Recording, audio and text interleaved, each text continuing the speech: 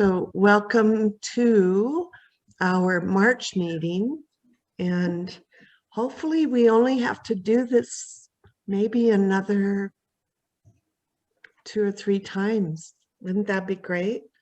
And then when we come back in September, we can all be together again. That's our hope. So I just wanted to give you an update on the Great Frame Up Show. A few of you are in that show, and we had 22 artists signed up with 95 pieces and a lot of gift shop items. So it's a really nice show. It looks good. We've got great art. And next, I think it's Wednesday or Thursday, the judge is coming in to judge the pieces. Then we'll have a best of 2D, best of 3D, and best of photography. So that will be fun, and they'll get a beautiful big ribbon and a certificate, and and bragging rights, of course.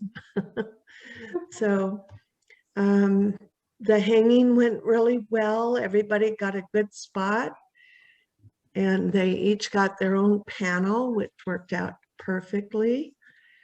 Now, we're gonna have the June show. How many have been in our June show before? Anybody?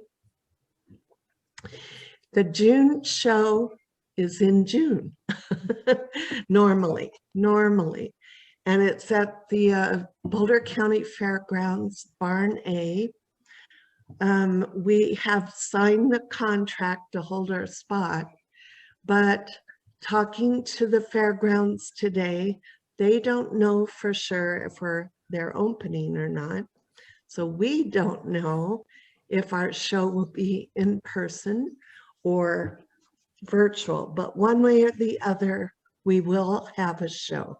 So watch for the emails that are going to include the applications and all the details. I'm going to put together a sign-up list for volunteers to help, because each artist is required to work the show if we have it in person. Again, who knows? So watch for future announcements on all of that. Then we have our fair, the show at the fair, if they have the fair. It's all up in the air. And another email I got regarding the fair is they're going to have something, but they don't know how much. It might just be 4-H exhibits, or it could be the whole exhibit hall will be open, but no carnival. So that we're waiting for. And that's the end of July, first part of August. And so we have a little time for that one. We now have a new PR person, and she is going to get the word out a lot more than we've been able to in the past. We might even be on TV. Yes. Although I'm going to have Christina be the star of the show. I'm too shy. But it would be with our local Channel 8. And so we'll find out more tomorrow. We're actually going to go meet with him. And yeah, that's pretty much all the announcements that I have. Anything else that I'm missing? I just wrote my notes out. Oh, one good bit of news I didn't mention for the Great Frame Up Show. They're going to give us an extra month. So we'll be exhibiting there until the first part of May instead of April. So that's pretty awesome. More chances to get our work exposed as well as to sell our pieces. So the student art show that they usually have at the fairgrounds, the in-person show has been canceled, but the district is having a virtual show. So when that show is up and going, I will send you the link so you can go and look at all the wonderful art from the whole school district, all the kids from kindergarten up to senior high school. And LAG is going to give awards. So we're the only people that are awarding the kids this year, which is sad, but at least we're doing that for them. So yeah, and I think that is all. So I'm going to turn it over to Janet. Janet Strickler has been a member with us for up teen years. And she does these wonderful workshops called Play Day. Play shops. I've taken quite a few of her workshops. They're so much fun and free. They're not free, but I mean, they're freeing. So you have a chance to play with all this fun material. So Janet's going to do a special one for us today. So I'll turn it over to you, Janet. Thanks, Susan. Yeah, you're going to get a little mini play shop today. So I'm Janet Strickler. I grew up in Boulder County and I've lived in Longmont for 21 years this summer, or 20 years this summer. And I've been an artist for, well, off and on since I was in kindergarten. But, you know, professionally or semi-professionally for 25 years or so. And I'm a mixed media artist, as you can kind of tell by the chaos behind me here. I will make art out of almost anything. And so my play shops explore a lot of different kinds of things rather than a lot of artists who teach one thing like painting, watercolor painting or something like that. I teach something different every month. So I have just started teaching a few online play shops until it gets safe for people to gather at my studio again. So if you're interested in that, you can email me at janartist@gmail.com, and I would be happy to put you on the email list for future play shops. A lot of Longmont Artists Guild people have been my students over the years. My play shops tend to be geared towards people who are not artists, or at least friendly towards people who are not artists. But what I've found is that the artists who take them like to experiment with something that's outside their usual medium and have that kind of free creative play space where they don't have to be good at what they're doing. And so very creative. So one of the things I've been doing this year is some explorations in what I call contemplative mark making. And I am actually teaching a play shop on that in about a week and a half, if anyone's interested in it. Jill Rumley took it last time I taught it and really enjoyed herself. She's not here to give me a review, but and so what we're doing tonight is kind of a spin-off of that, of just one. I got a little focused on one particular kind of mark making, and so that's what we're going to talk about and do. So first of all, does everybody have some paper and a pen or a pencil or something. You won't need them instantly because I'm going to show you some slides first, but we're going to do a few exercises with this. So, and it can be, if you have, crayons or pastels or whatever you happen to have handy, but this is something you can totally do with just pen and paper. So what we're going to talk about tonight is circles specifically. And I have a little slideshow to show you just kind of a really fast trip through the world of circles. Hopefully this will be kind of fun. And then we'll do some exercises and make circles ourselves. So,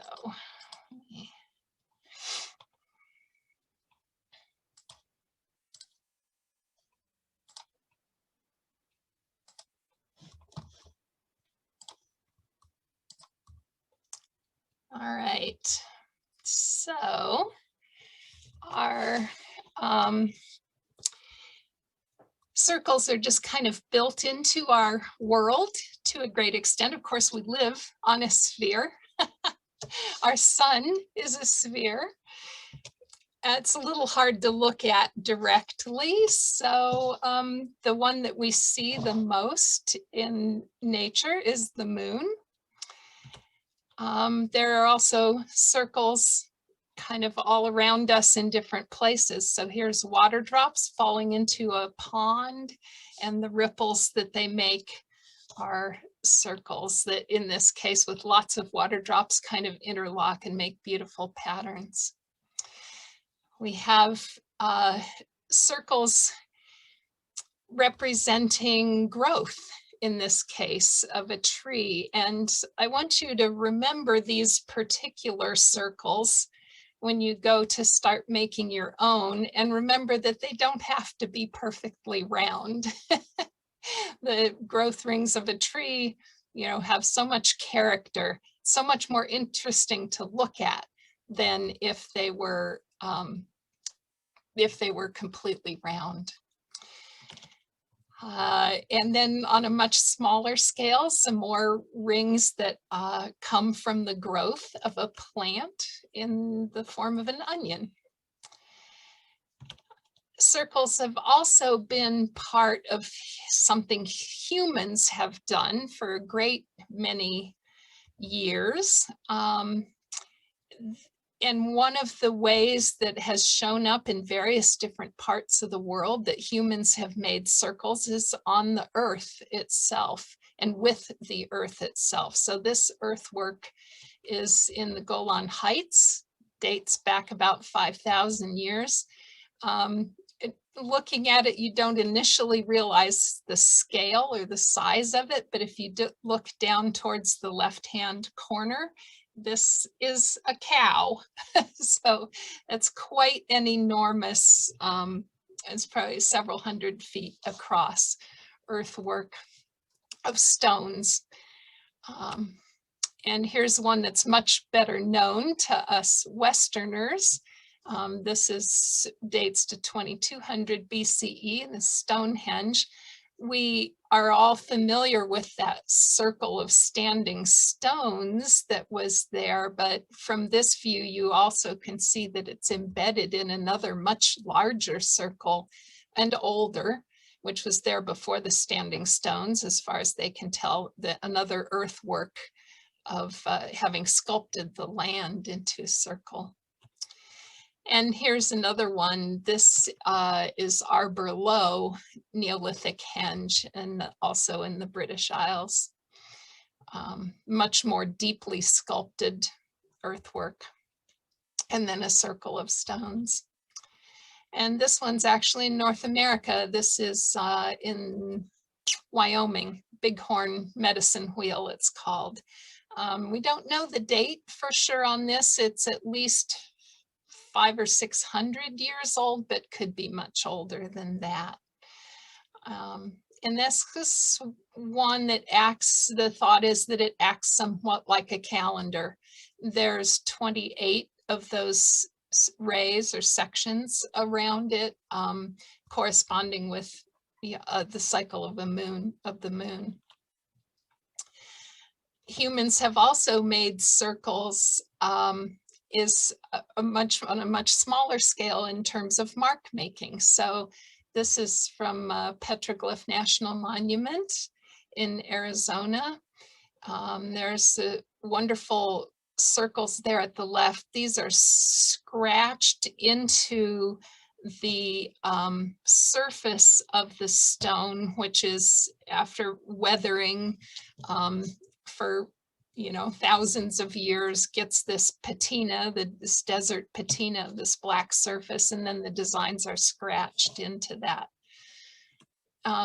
Here's another old North American circles in rock art, but this one is, rather than being scratched into the surface of the rock, is painted onto the surface with a pigment, probably red ochre or something.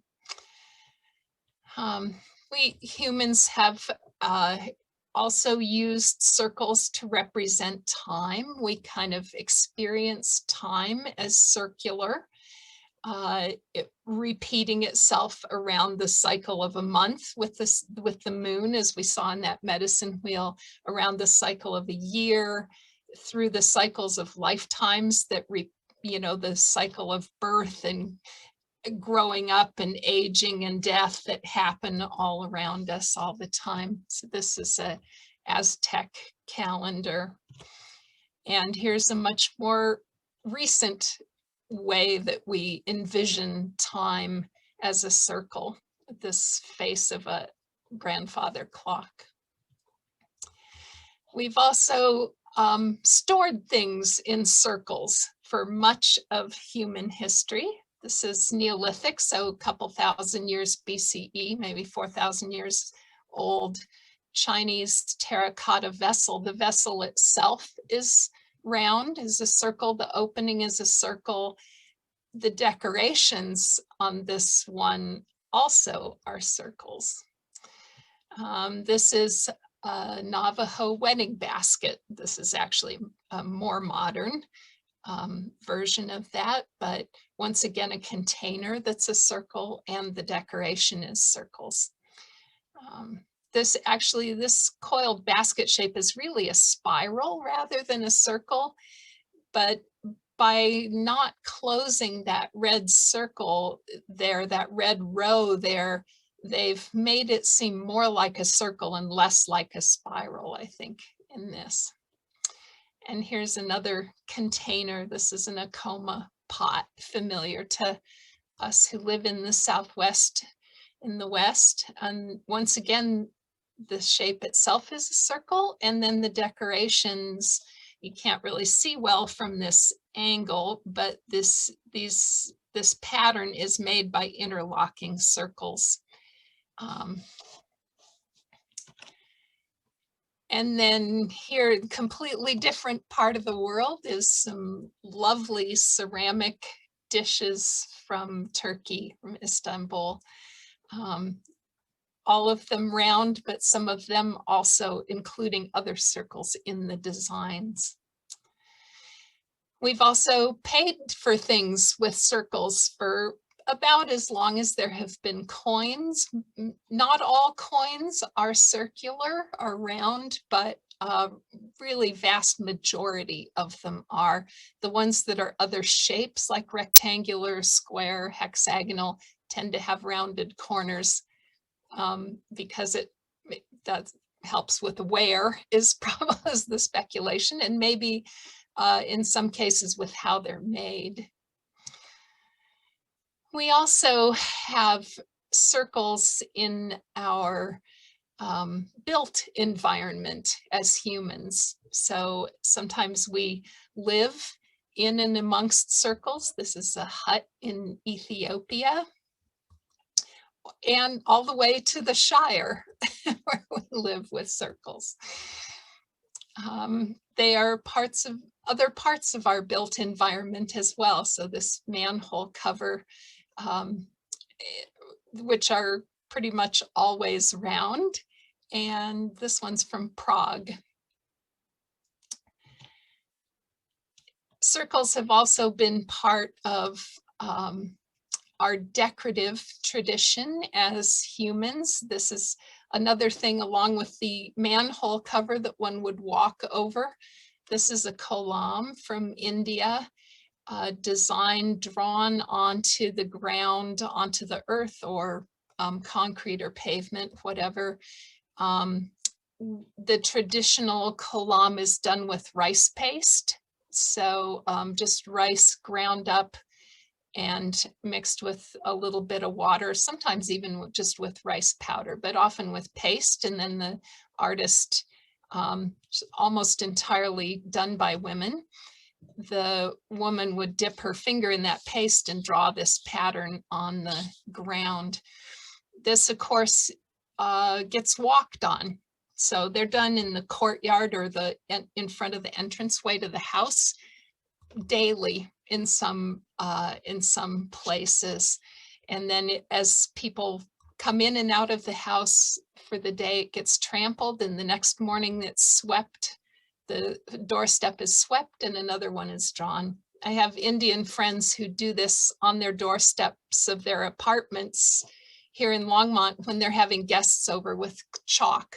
And a lot of different patterns that go into kolams, but this one is particularly based on concentric circles. And here's sort of a related tradition from another part of India. These are often called rangoli. This one is made with colored rice powder, but sometimes they're made with flower petals, which are really beautiful. And these would be more of a festival kind of a thing. This is probably for Diwali with the little oil lamps at the various different sections of it, and the oil lamp in the center. Diwali, the festival of light in the autumn in India. And then another set of circles that one would walk on. This is the floor of the Basilica di San Marco in Venice, Italy, made with pieces of stone that are harvested from older buildings, old Roman buildings primarily. So that circle, that dark green circle in the center would be a slice from a column, from a Roman column. And then the other smaller pieces cut from this marble, various different stones and marbles, and inlaid into this pattern in the floor. I know a tremendous amount about that technique and tradition if anybody's curious. Part of our worshiping environment there in the Basilica of San Marco, but also not just in the floors, but in the walls. And so this is the rose window of Chartres Cathedral in France, one of my favorite rose windows, partly because within the big form of the circle, there are all these other half circles and circles that make up the design. And then those squares, which are just very unusual shape in rose windows. And here's the outside of a different rose window. This is a marvelous feat of geometry here with the concentric circles that make up the whole thing.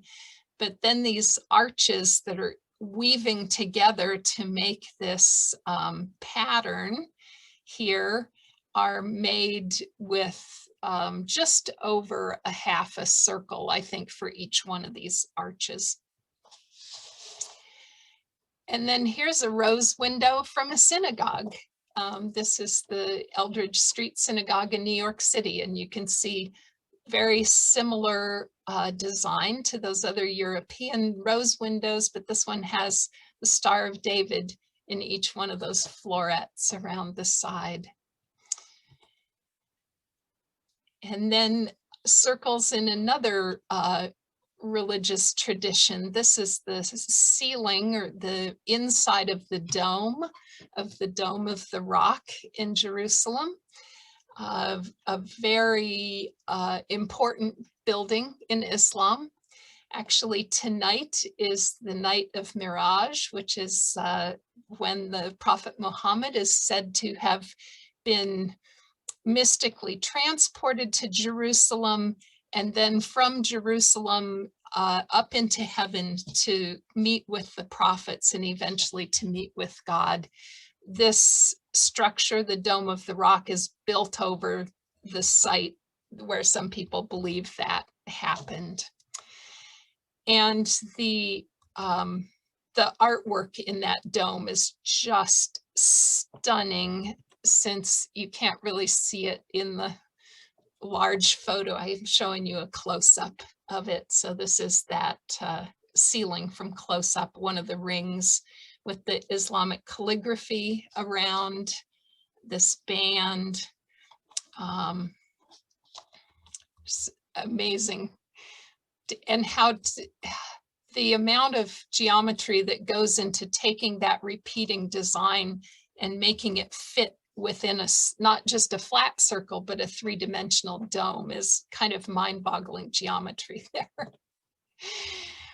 This is a very well-known medieval manuscript called the Book of Kells.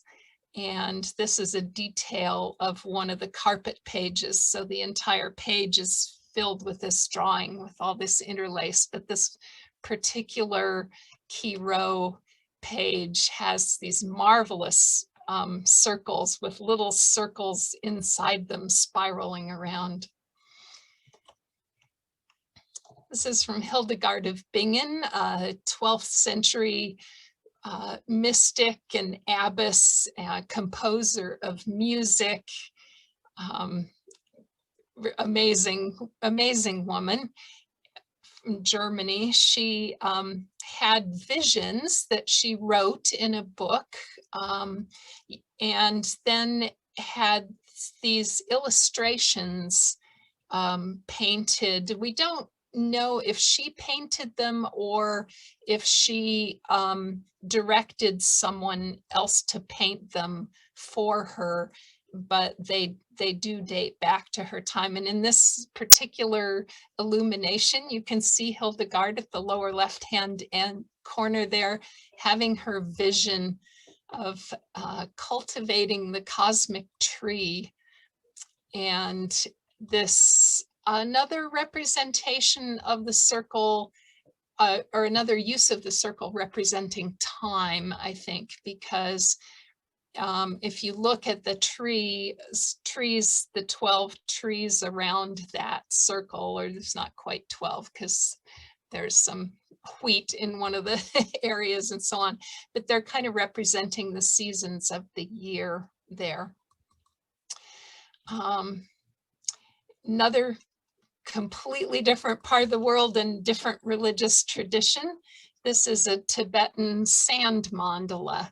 So this is entirely made with colored sand, usually made by probably 4 monks who draw it together over the course of a week or so to draw this entire thing with the sand. There's a whole rituals and sets of prayers and so on that are going into the drawing of one of these. And then when it's finished, there's a ceremony in which they sweep up all the sand, this whole week's worth of work, and put it in a vessel, carry it to the nearest body of water and pour it into the water so that it'll be carried. Those prayers and blessings will be carried out to bless all sentient beings. It's a really amazing tradition. Here is a close-up, not of that one, but of a different mandala pattern, but same technique, just so you can see the 3-dimensionality of those lines of sand. And then here, completely different part of the world, completely different religious tradition. This is not something that's photographed very often. So this was probably done specifically for this photograph. That's an old postcard from the 1950s of a Navajo sand painting that's also centered around a circle. We have also used circles in our human mark making in many non-religious contexts. So these are family crests from Japan, a tradition of where in the West only, ruling families or royalty and so on would have a family crest. In Japan, it was much more common for pretty much every family lineage to have their own crest. So here's a very famous illustration by Leonardo da Vinci, the Vitruvian Man, showing how the human body fits within a circle. Here we're back to Hildegard of Bingen again with another one. All beings celebrate creation. Her envisioning of, the cosmos and all its beings as being ranks of circles. This is, she lived in the 12th century. Here is Gustave Doré in the late 19th century, envisioning the cosmos and all its beings, all these angelic beings, also as concentric circles. And now we're getting into more modern art. These might be some familiar artists to you who've made art with circles. This is Wassily Kandinsky. He did a whole series of paintings that were squares with concentric circles in them. I mean, he just went to town and did that over and over and over again.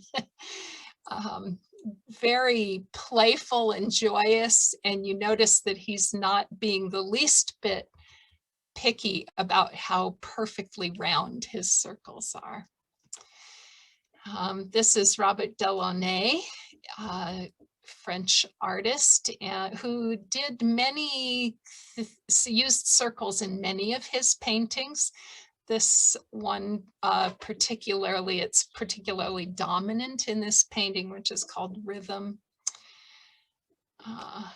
And a very, very well-known painting. You've seen this on countless coffee mugs and interpreted in different ways. Vincent van Gogh's Starry Night, with the celestial bodies as being circles.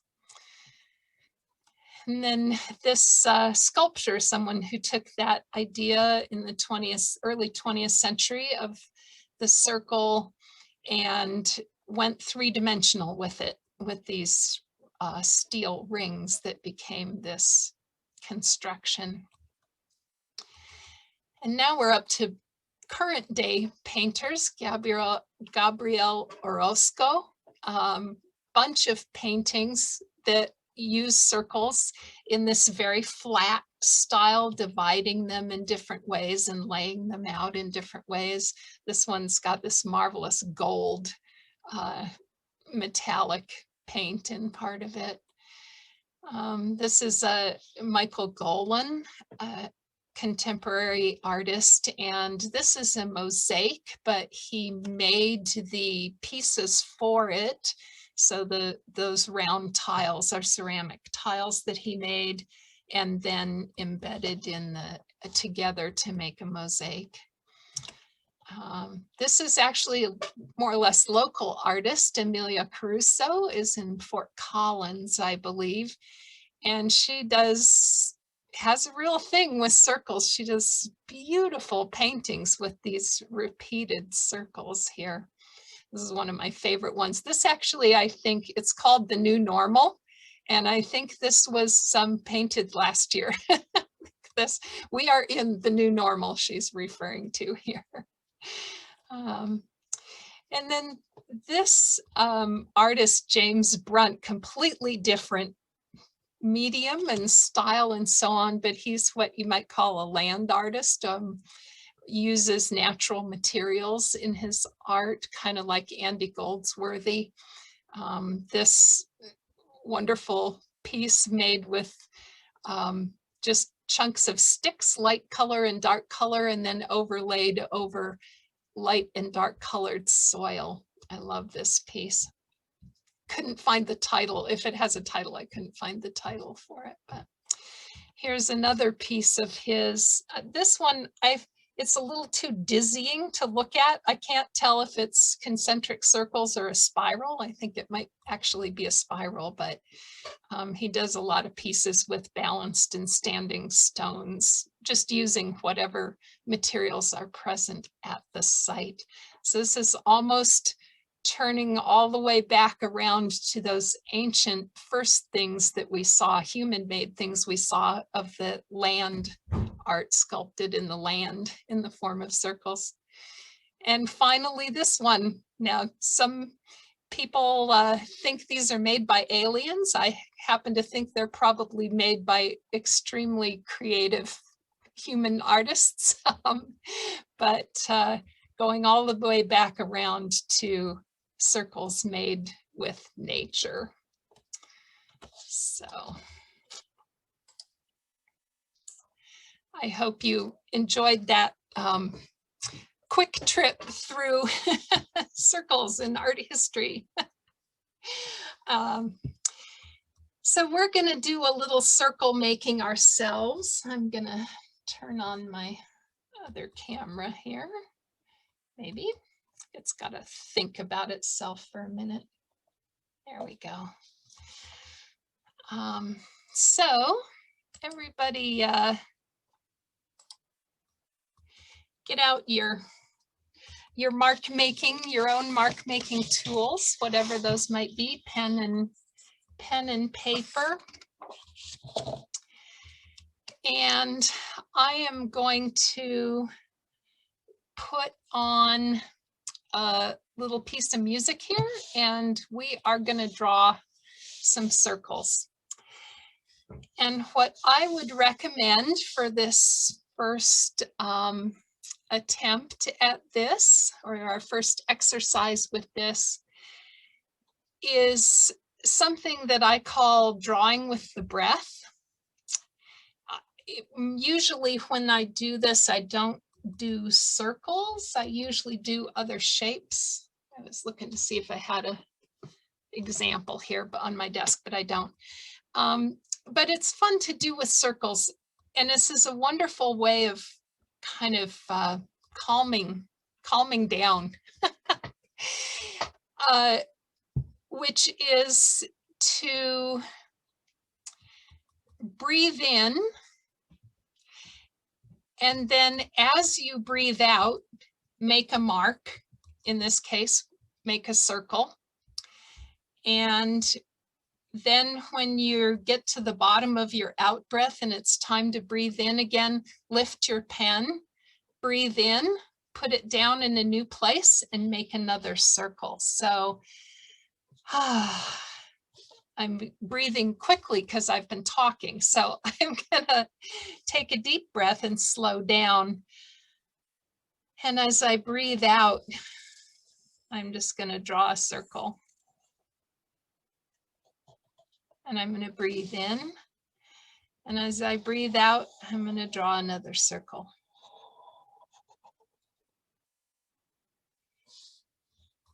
And I'm gonna keep doing that. They can be touching each other or not.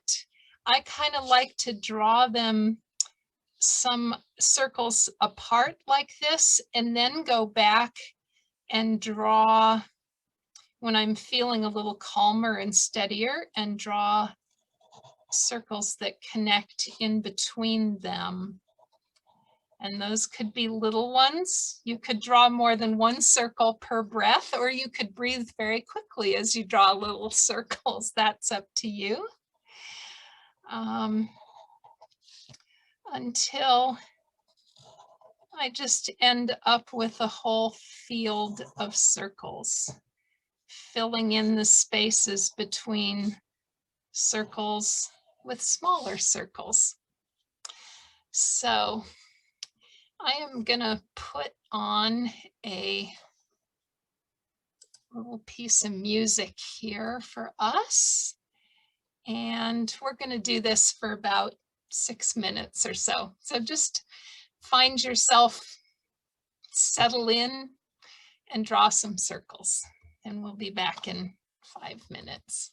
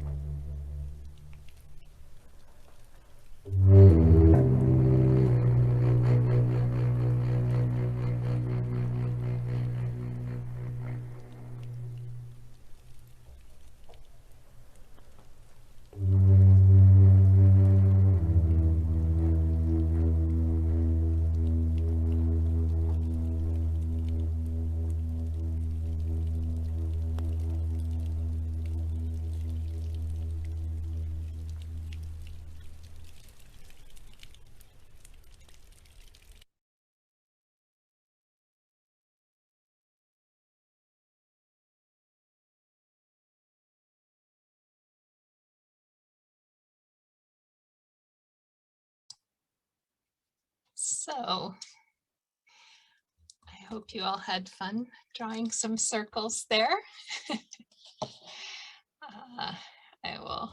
Here's what mine looked like. Didn't quite get through a half a page, but I think I will finish that at some point because it was really fun. Anybody else want to show what they drew?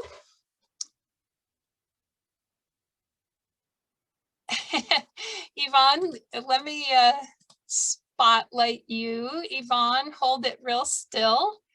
Lovely. So you start, I want to know if you started with the really big one. Yeah, that is wonderful. Okay, let's see who else held theirs up here. Okay, Susan. Susan went concentric for us.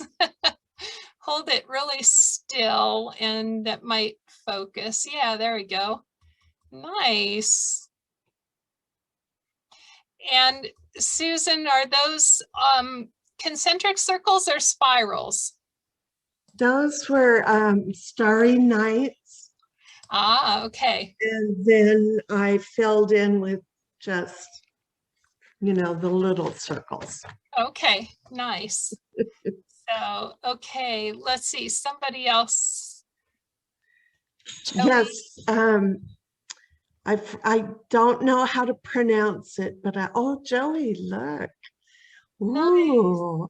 I love your interlocking, overlapping ones, and you are starting to get some of those petal patterns that happen when you overlap circles in a certain way. We saw that in the Acoma pot had those patterns in it. Lovely. How was the experience of drawing them? I thoroughly enjoyed that. It was so relaxing to link that with breathing. It was great. Good, good. Mm-hmm. Okay. They'll all be pretty with colored in too. Yeah. Especially Joey's was cool. I can picture that all colored. Yeah. And then, who else somebody else was holding theirs up. Yeah, there it is. There it is. Oh, nice. Mm. Let me pin your video. Unmute and tell us about drawing that. Oh, yes. I am thinking about children's mind because some children likes a bubble. Yeah. And learning weather is very nice of plant. So I am thinking about after raining, float up the rainbow. It makes a happy and bright, I think, in my opinion. Yeah, wonderful. Thank you. And Sandy, did you do one?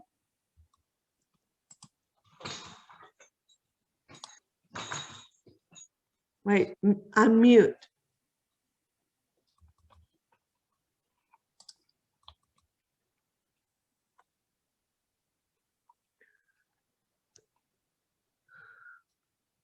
Ooh. Very nice. I love how you have lots of big overlapping ones, and then you have all those little teeny ones filling in the spaces. And so it's very lively. Yeah.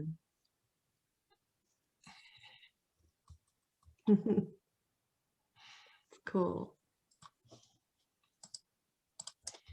All right. Wonderful. Thank you all for sharing what you made. So if you're up for it, we'll do one more a little time of drawing. I have to find a shorter. I was going to do a 15-minute one, but that's about how much time we have left. So I'll find something a little shorter to play for you. And this time, you can, of course, do whatever you want. That's one of the rules about play shops, is there's no rules. But I have a couple of things you might consider. So, and some of you have already done some of those. So you might consider doing concentric ones. You can either do that by starting with a big circle and then making smaller circles within it. And they do not need to be the same distance apart.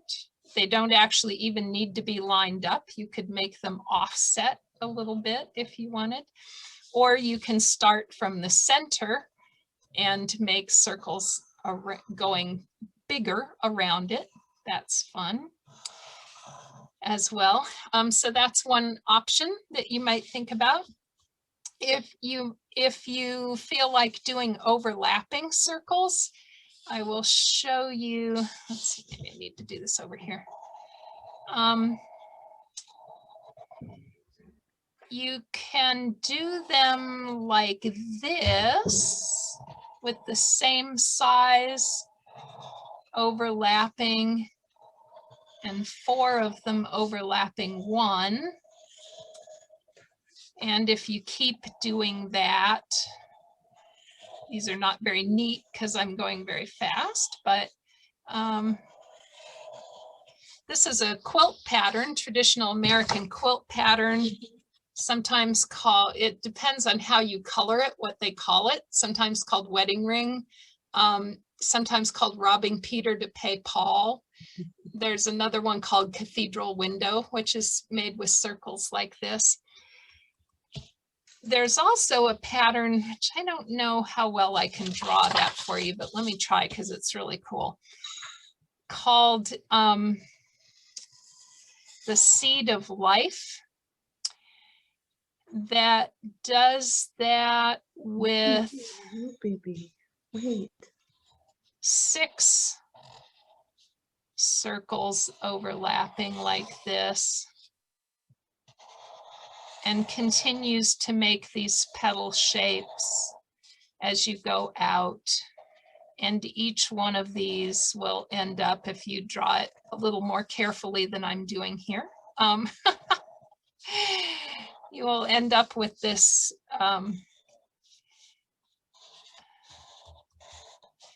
these petal shapes. And so the shapes themselves are these kind of seed shapes. And that pattern is called the Seed of Life. So that one, to draw it really well, you have to do it with a compass, but that doesn't look too bad for doing it by hand. Another option is to do the interlocking circles, and here's one I was working on while I was waiting for the meeting to start.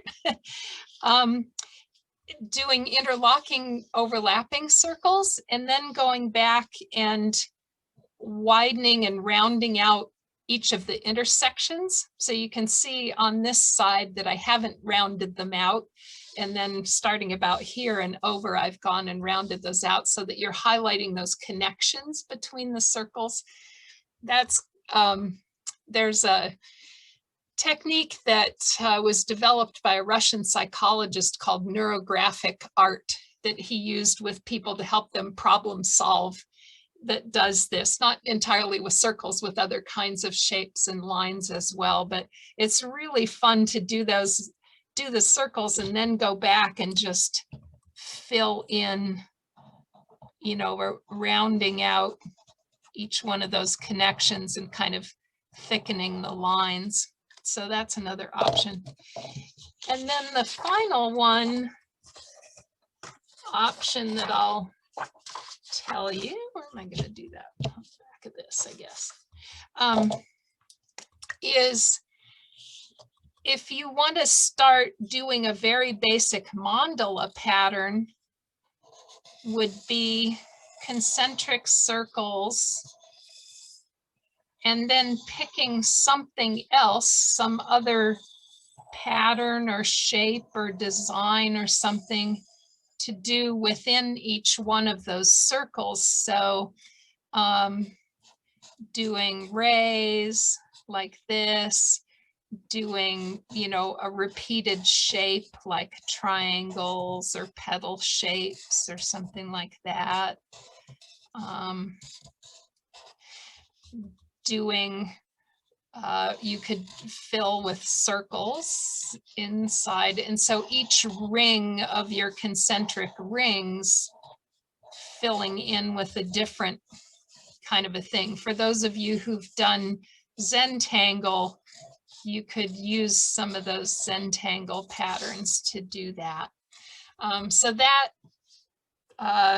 is a very quick way to be drawing a mandala pattern.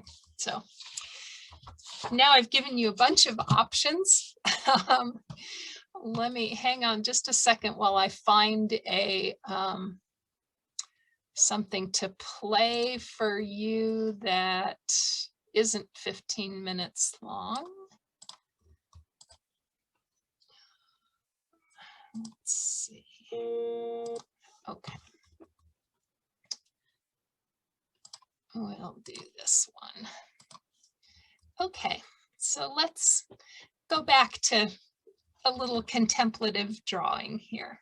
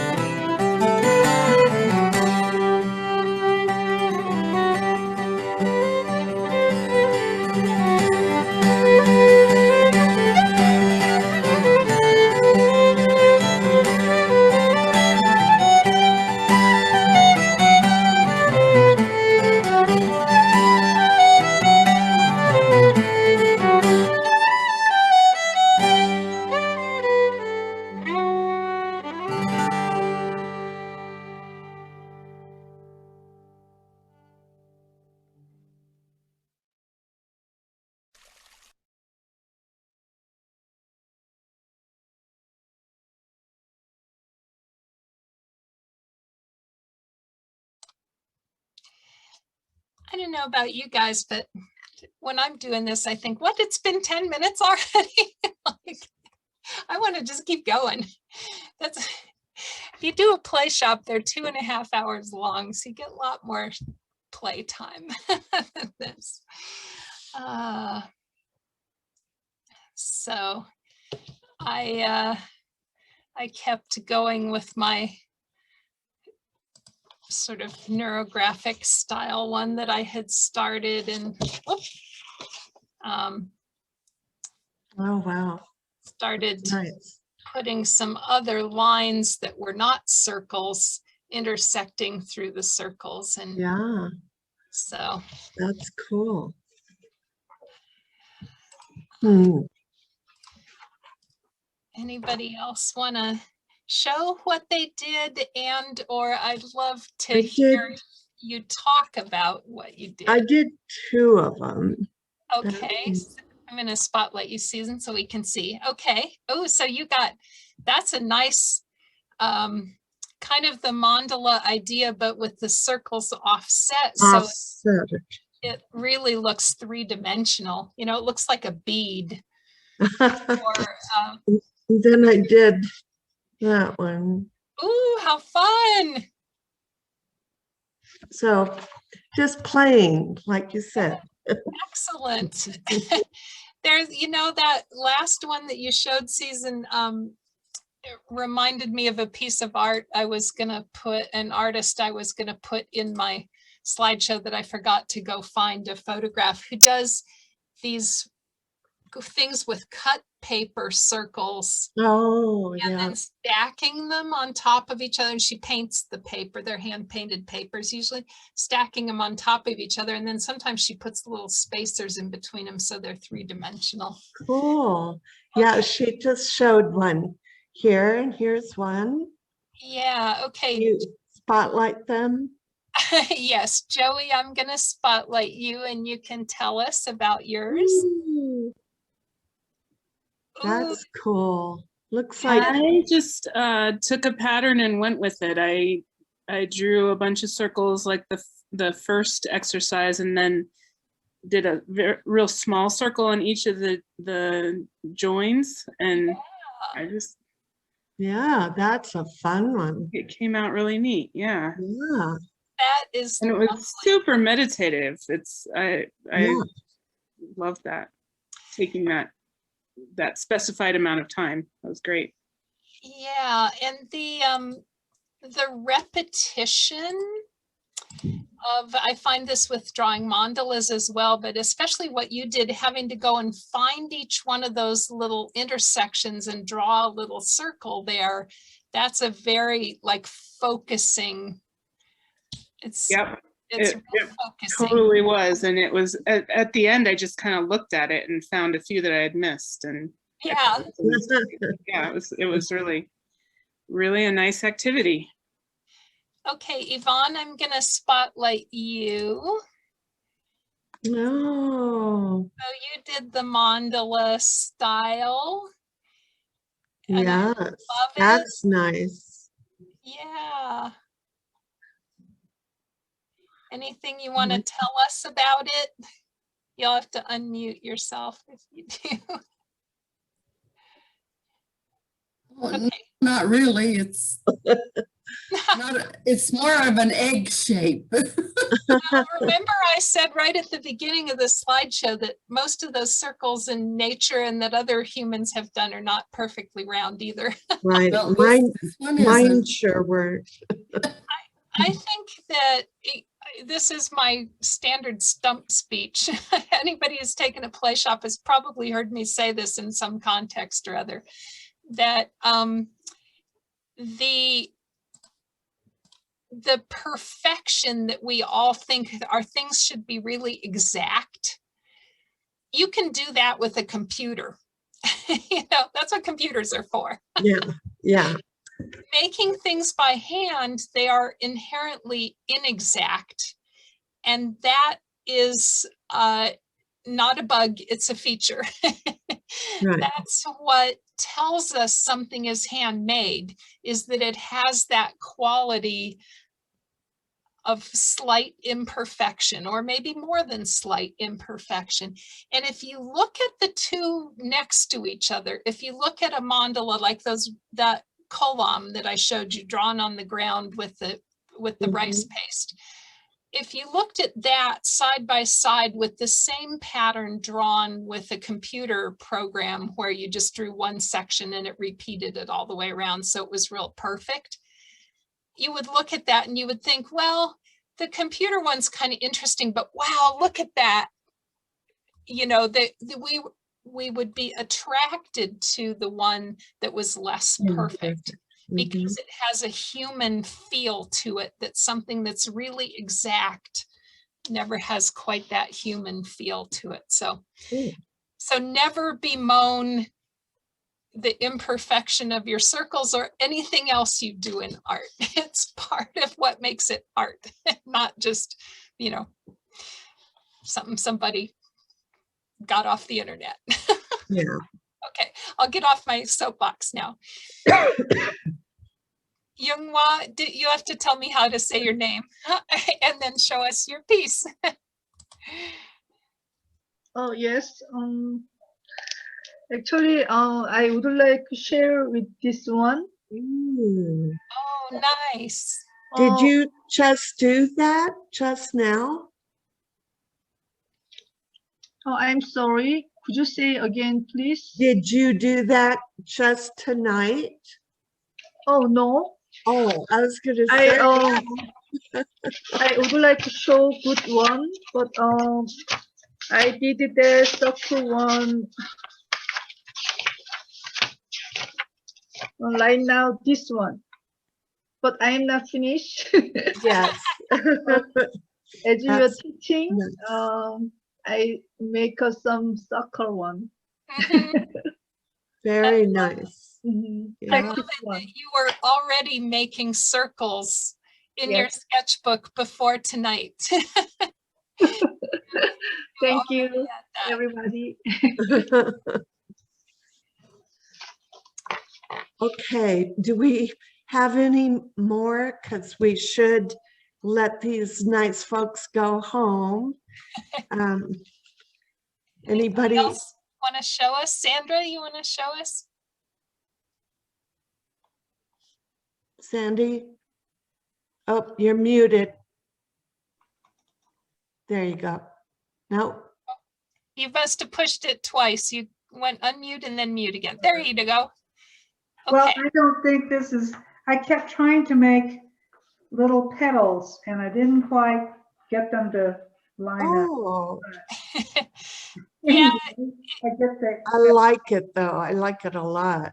I do too. That's very sweet. I like how some are darker, some are lighter.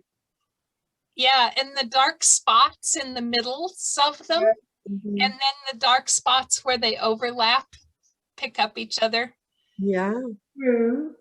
Yeah, the overlapping and getting the petals thing is if it's, you can do it with a compass and have it be really exact, but if you do it once again, if we compared one drawn with a compass to yours, we would look at yours and go, ooh, that's much more lively. You know, it just has more life to it.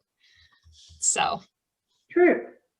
Well, this is very fun and it's a really nice workshop. We thank you so much. Yes. Thank you, Janet.